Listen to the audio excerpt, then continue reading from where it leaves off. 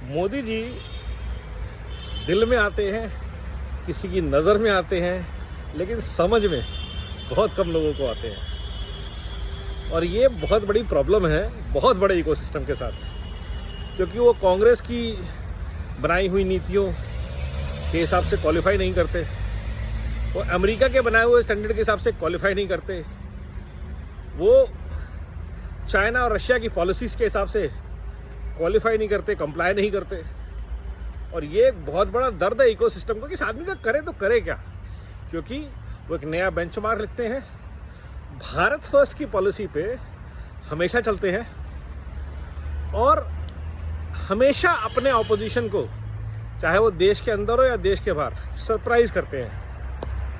ये जो एट्रीब्यूट है नरेंद्र दामोदर दास मोदी का, ये बनाता है भारत का उनको एक विलक्षण प्रतिभाशाली नेता। नमस्कार दोस्तों, मेरा नाम है गौरव और स्वागत है आपका मेरे चैनल भारत का गौरव पे और लगभग डेली की चर्चा वॉक पे चर्चा पे। ऑपरेशन सिंदूर हुआ, डिमोनेटाइजेशन से यात्रा शुरू करते हैं और ऐसे बहुत सारे काम जो मोदी जी ने किए। अगर आप उनकी 10 साल की यात्रा देखेंगे, लाल किले की प्राचीर से उन्होंने बात करी, लोग अपना गैस का सिलेंडर छोड़ दो, गिव इट अप, लोगों ने छोड़ दिए। स्वच्छ भारत अभियान की बात करी, शुरू हो गया। जीएसटी ठीक कर दिया। और ऐसे ऐसे जो भारत के सालों से अटकी हुई चीजें थी, 370, राम मंदिर, ऐसे मुद्दे जिनके ऊपर राजनीति होती थी, वक्फ बोर्ड, सीए, ये सारे उन्होंने ना सिर्फ अपनी राजनीतिक सूझबूझ बल्कि दृढ़ इच्छा शक्ति से और एक नई सोच के साथ रिजॉल्व कर दिए, जिस सोच का नाम था भारत फर्स्ट। क्यों? क्योंकि मोदी जी भारत के पहले ऐसे राष्ट्र नेता थे, प्रधानमंत्री थे, जो कांग्रेस की गुलामी पे जिंदा नहीं थे, जिनके ऊपर 1947 का या चाइना का या अमेरिका का कोई दबाव नहीं था। और उन्होंने जो कुछ किया वो इंदिरा नेहरू से हटके, रशिया, अमेरिका, चाइना से हटके, किसी भी अलायंस से हटके, सिर्फ इस विचार के साथ किया कि भारत के हित में क्या है, आज भी और कल भी। और यही चीज़ हमें ऑपरेशन सिंदूर में दिखाई दी। उन्होंने बहुत क्विक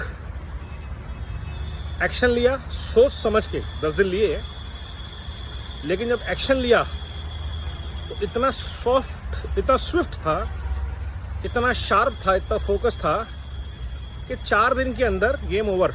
और जब सब सोच रहे थे, इंक्लूडिंग मी, इस बार तो पीओके ले ही लेंगे, इस बार तो बलोचिस्तान फ्री हो ही गया, अब नहीं रुकते।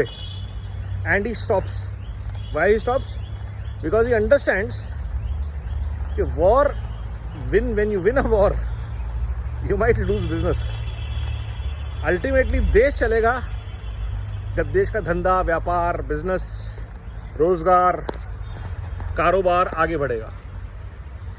तो वॉर में 3 दिन में नेस्तो नाबूद किया, इंफ्रा, टेरर का, न्यूक्लियर का, आर्मी का, और back to business. In the meanwhile he was always available, like he is always been available for the country. पिछले 10 साल में कभी भी आप देख लीजिए। और ये जो मैसेज गया ग्लोबल लेवल पे और नेशनल लेवल पे, बहुत स्ट्रांग गया। रशिया के F-16 फेल, टर्की के ड्रोन्स फेल, चाइना का J-17 फेल, और राफेल भी, हमारे भी कुछ कहने में सुनने में आ रहा है कि कुछ राफेल भी गए। तो ग्लोबल पावर्स एक तरफ से अलाइन, और आत्मनिर्भर भारत का पूर्ण बल डेमोन्स्ट्रेटेड। नतीजा, आज भारत के जो डिफेंस एक्सपोर्ट हैं उसमें एक नई ऊर्जा आने की संभावना। भारत की इंडस्ट्रीज का कॉन्फिडेंस, इन्वेस्टर्स का कॉन्फिडेंस, जो इंडिया में प्रोडक्शन फैसिलिटीज़ लगा रहे हैं स्पेशली बॉर्डर एरियाज़ में, उनका कॉन्फिडेंस बढ़ गया कि हमारी एसेट्स इस स्ट्रॉन्ग लीडरशिप के अंदर, जो स्ट्रॉन्ग एक्शन लेने में बिलीव करती है, हमारी इन्वेस्टमेंट सेफ है। उसका रिस्पॉन्स दिखा आपको शेयर मार्केट में। ग्लोबली मार्केट स्टॉप में है, और भारत की जो 6.5% ग्रोथ रेट है वो या तो सस्टेन रहेगी या बढ़ जाएगी। अनलाइक यूक्रेन रशिया, जिसमें दोनों देशों का नुकसान हुआ, और नुकसान किसने करवाया? यूएस ने, नाटो ने पड़ोसियों को लड़वा दिया। और मोदी जी ने ये चीज़ पहले से भांपी कि पड़ोसी को सबक भी सिखाना है, एट द सेम टाइम दुश्मन नहीं बनाना है। तो ये जो प्रयास हुआ, इसका सबसे अच्छा सार्थक नतीजा आज देश के सामने है, क्योंकि भारत में एक ऐसा नेतृत्व है जो ना सिर्फ कठोर डिसीजन लेने में सक्षम है, समय आने पर वो जो डिसीजन है उसका इम्प्लीमेंटेशन इतना स्विफ्ट होता है कि यहाँ के तो इकोसिस्टम को समझ नहीं आ रहा। अब लेफ्टिस्ट परेशान है, फिलिस्तीन के लिए रोए कि पाकिस्तान के लिए, जिहादी परेशान है, रोए तो कूट दिए जाएंगे। तो ये पूरा इकोसिस्टम कश्मीर से लेकर केरला तक आज की डेट में हिला पड़ा है।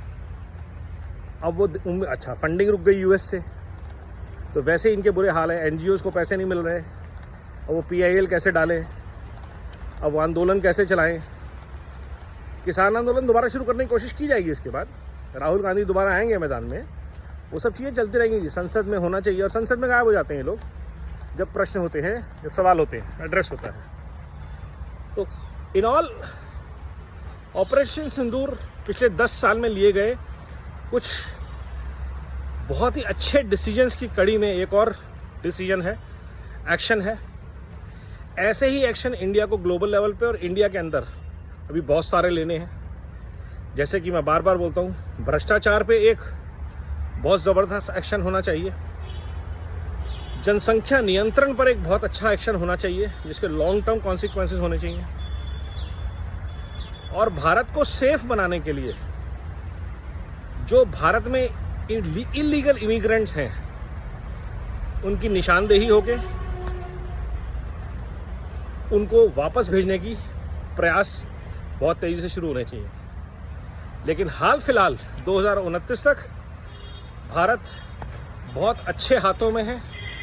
भारत का जो उदय काल है वो चलता रहेगा, और अगर ऐसे ही नेतृत्व आगे बढ़ता रहा तो 2047 तक भारत को विश्व पटल पे विश्व गुरु बनने से कोई शक्ति नहीं रोक सकती।